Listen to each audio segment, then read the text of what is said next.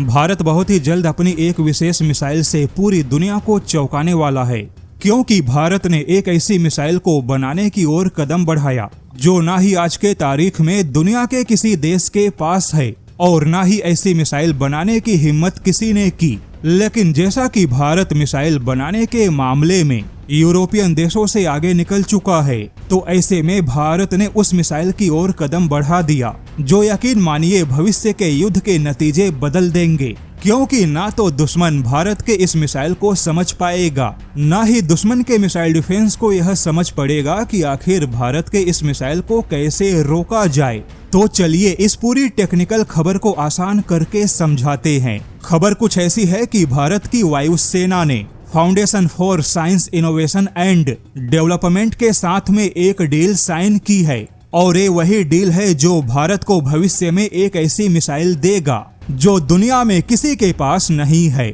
जैसा कि अभी तक आपने दुनिया में ड्यूल पल्स मोटर वाले कई सारे मिसाइलों के बारे में सुना होगा, जैसे कि भारत का अस्त्र MK2, आकाश NG या यूरोपियन देशों की मेटियोर मिसाइल हो गई। और ऐसी ही कई सारी मिसाइलें हैं जिनमें ड्यूल पल्स मोटर लगा है। लेकिन अब यहाँ पर भारत की वायुसेना ने जो डील साइन की उसका उद्देश्य है दुनिया का पहला ड्यूल मोड रैमजेट या स्क्रैमजेट इंजन बनाना और इस प्रकार के इंजन के बनने के बाद उस इंजन से दुनिया की पहली ड्यूल मोड रैमजेट मिसाइल बनाना। अब यहाँ पर बता दे, फिलहाल दुनिया में कोई भी ऐसा देश नहीं है जो इस प्रकार का इंजन या इस प्रकार की मिसाइल बना पाया, क्योंकि यह तकनीकी तौर पे बहुत ही ज्यादा जटिल है। लेकिन भारत के लिए अच्छी बात है कि भारत भले ही फाइटर जेट का इंजन नहीं बना पाया, लेकिन भारत की स्वदेशी प्राइवेट और स्टार्टअप कंपनियों ने DRDO के साथ मिलकर पिछले 4 या 5 सालों में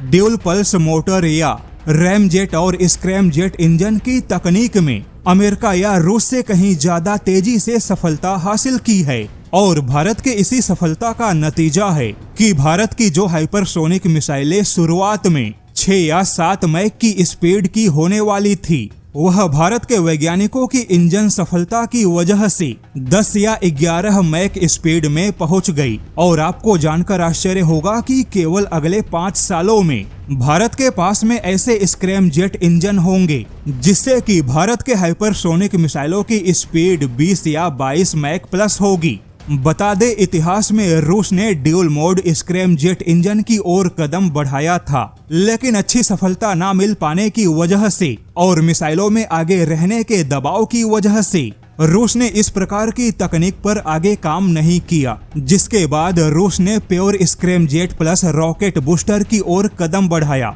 यानी रूस की हाइपरसोनिक मिसाइल या इंटरसेप्टर मिसाइलों में इन्हीं pure scramjet plus rocket booster का इस्तेमाल होता है। अब यहाँ पर बता दे कि ड्यूल मोड का मतलब हुआ कि शुरुआत में मिसाइल में लगा इंजन रैमजेट की तरह काम करेगा, लेकिन आधे रास्ते के बाद वही इंजन अचानक से स्क्रैमजेट मोड में चला जाएगा। यानी एक सुपरसोनिक क्रूज मिसाइल एक झटके में सीधे हाइपरसोनिक मिसाइल में बदल जाएगी, जिससे कि भारत की मिसाइल उड़ान के दौरान कभी सुपरसोनिक होगी, कभी हाइपरसोनिक होगी। ऐसे में दुश्मन के लिए भारत के इस मिसाइल के व्यवहार और स्पीड को समझ पाना मुश्किल होगा। अगर दुश्मन का मिसाइल डिफेंस फायर हुआ तब भी वह भारत के मिसाइल के गति और चाल को समझ नहीं पाएगा। अब देखा जाए तो अगर भारत इसमें कामयाब हुआ तो यह दुनिया की पहली ऐसी कामयाबी होगी, दुनिया का पहला ऐसा इंजन और दुनिया की पहली ऐसी अनोखी मिसाइल होगी।